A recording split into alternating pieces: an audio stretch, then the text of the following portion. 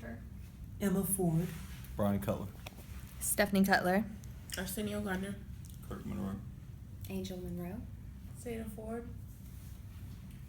When I think of parenthood, I think of a happily married couple that is financially stable, that have made a decision together to have a baby.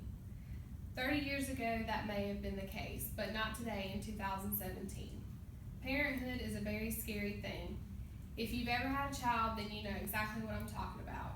The first time that you experience a child that's choking or having a high fever or a bad fall, you go into full-on panic mode.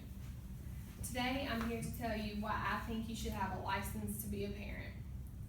First of all, you pretty much have to have a license for anything else that you want to do. If you want to build a house, you have to have a permit. If you want to drive a car, you have to have a license. Even if you want to get married, you have to apply for a license and pay a fee. So why not to have a child? It doesn't matter if you're shooting up heroin, if you're strung out on drugs, if you're living on welfare. You're allowed to have as many children that you want without any question.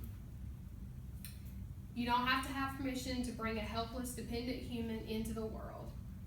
The National Center for Biotechnology Information conducted a study on how parenting affects the emotional development on children. The results suggested a huge link between parenting styles and emotional regulation. Harsh parenting prevented children from being able to regulate their emotions. This type of delayed development is what causes people to have mental issues and behavioral disorders. Next, what is the difference between a biological parent and an adoptive parent? Just the DNA, right?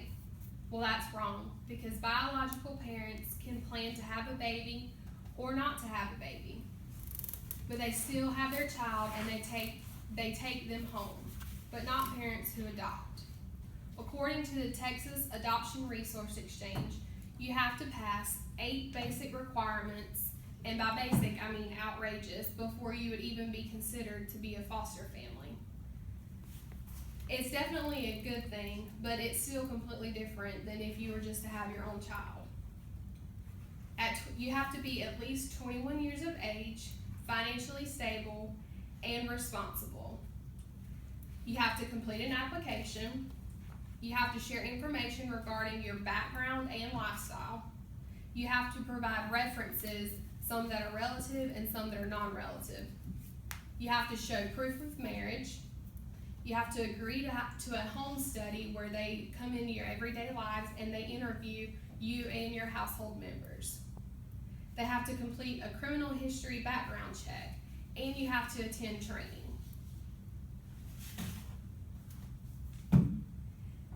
And finally, just knowing that someone went through the trouble to meet the criteria for a license or a permit makes us feel better.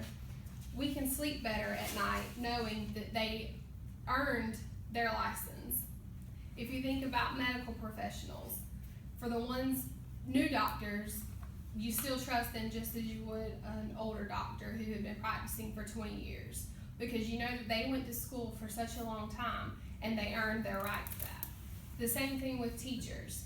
They went to school and they were screened and they passed their boards, so they are allowed to teach our children. But young parents or parents who don't care about their children don't have to pass any kind of test, and they are the most responsible for the development of the children.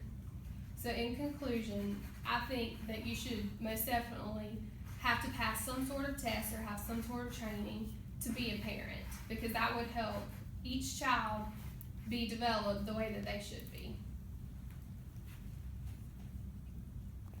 Roll call. Emma Ford. Brian Cutler. Stephanie Cutler. Arsenio Gardner. Kirk Monroe. Angel Monroe. Seda Ford. Thank you.